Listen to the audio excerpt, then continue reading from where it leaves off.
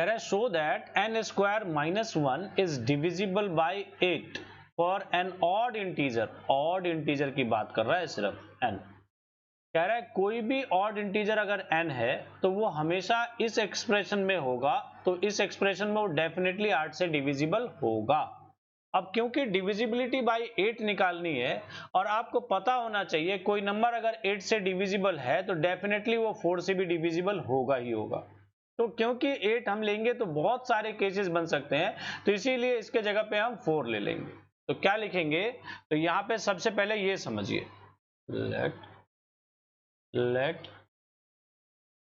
a number when divided by 8 नहीं sorry 4 लिखो, divided by 4 then by Euclid division lemma there must exist two integers, let say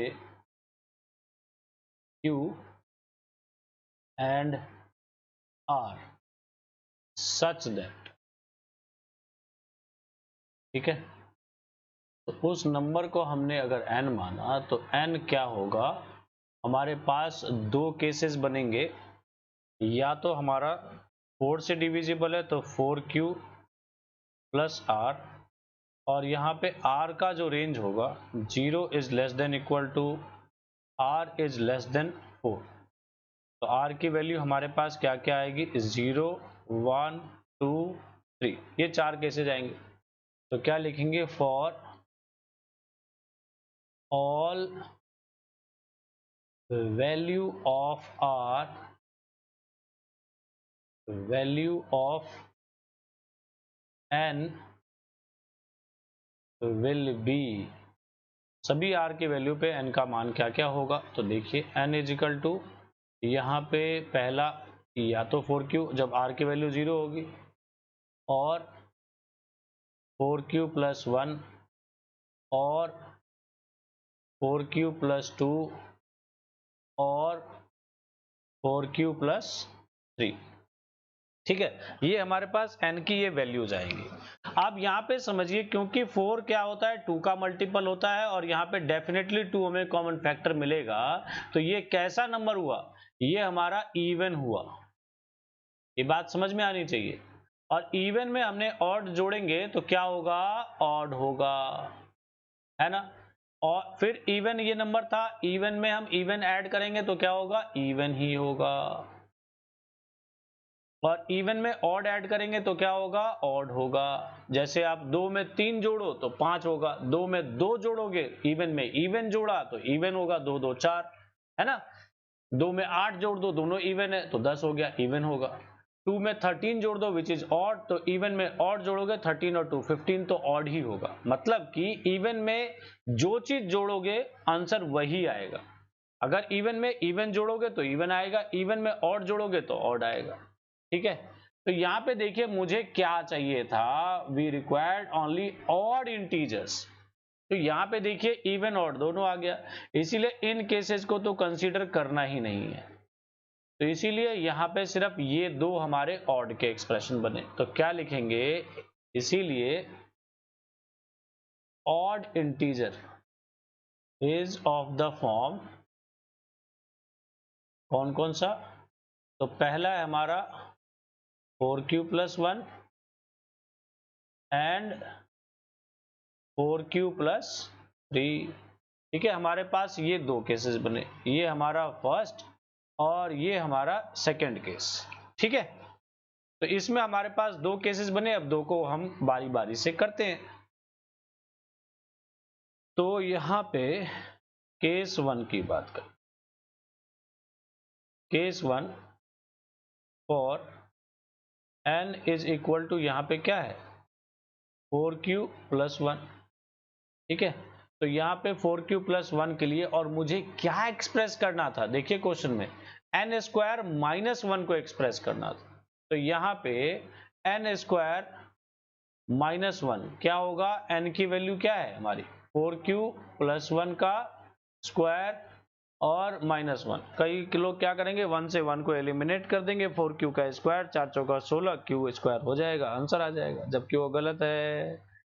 करेंगे कैसे, तो a plus B के whole square की identity लगेगी। यहाँ पे a प्लस बी के होल स्क्वायर की आइडेंटिटी क्या कहती है, तो पहले कहती है वो a स्क्वायर, इट मीन्स यहाँ पे 4q का स्क्वायर और प्लस में 2ab, तो 2 इंटू 4q और इंटू में 1 और प्लस में b square, it means 1 square और माइनस 1।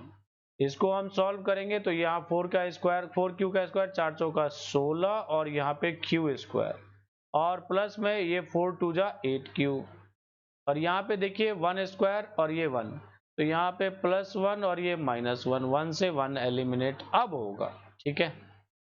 और यहाँ पे देखिए मेरा क्या आ रहा है, तो यहाँ ध्यान से देखने वाली चीज है कि मेरा 8 इसमें कॉमन आ रहा है, तो 8 अगर आएगा तो ये मेरा क्या बनेगा, ये देखो। तो यहाँ से मेरे को ध्यान से देखो, मुझे कौन कौन से एक्सप्रेशन में लाना है, तो मुझे 8 फैक्टर चाहिए हमेशा।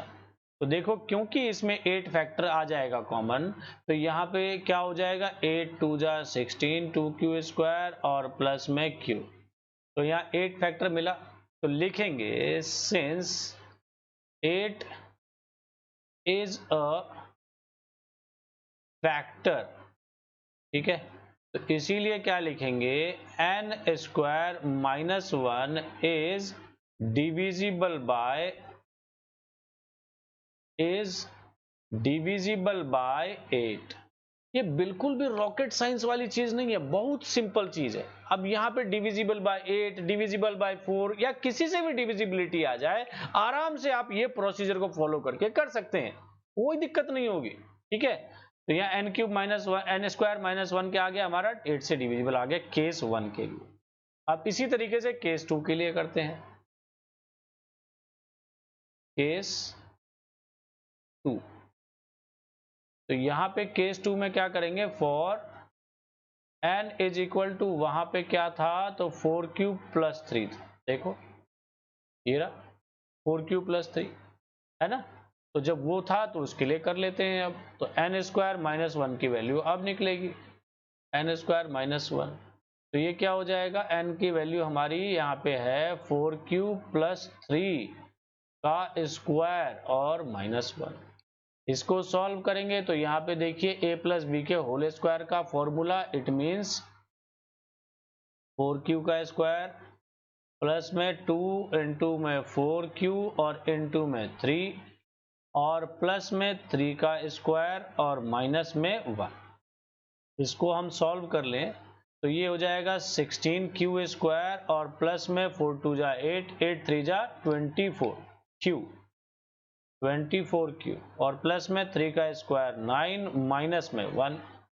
तो यहाँ पे देखिए इसको हम सॉल्व करेंगे तो क्या होगा, ये 16q स्क्वायर, अबे 2 कहाँ 24 होगा ना मेरे लल्ला, 4 दूनी 8, 8 3 24, ये 24q होगा, ठीक है, प्लस में 24q और ये 9 माइनस 1, इट मीन्स क्या हो जाएगा, ये प्लस का 8 आ जाएगा। फिर देखिएगा यहाँ पे भी आपको 8 कॉमन मिल जाएगा, तो 8 कॉमन मिल जाएगा तो 8 दूनी 16, 2q स्क्वायर प्लस में 3q और प्लस में 1। तो यहाँ पे भी 8 आपको कॉमन फैक्टर मिल गया, तो क्या लिखेंगे, सिंस 8 इज अ फैक्टर, क्योंकि 8 हमारा फैक्टर है और 8 फैक्टर है तो इसीलिए क्या हो जाएगा, तो इसीलिए n square minus 1 is divisible by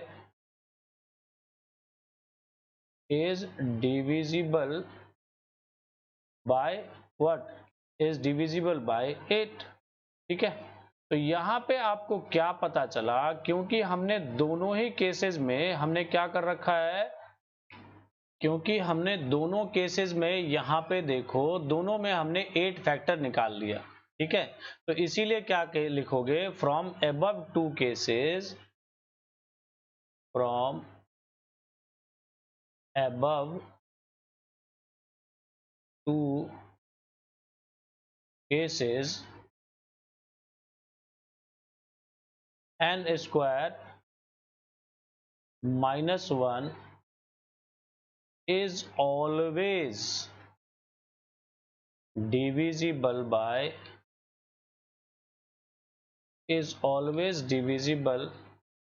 by 8 for every odd integer n। ठीक है, तो यहाँ पे इस तरीके से आपने इसको सॉल्व कर लिया, जिसमें हमने देखा कि अगर हमें कोई पर्टिकुलर एक्सप्रेशन अगर दे रखा है n और उसको हमको किसी चीज से डिविजिबिलिटी निकालनी है, तो उसको हमको किस तरीके से करना है। ठीक है, तो इसको आप 4 की बात भी बताई मैंने और डिविजिबिलिटी सबकी कर ली हमने। ठीक है, अब कैसा भी क्वेश्चन आप लोग डिविजिबिलिटी वाला डेफिनेटली कर सकोगे।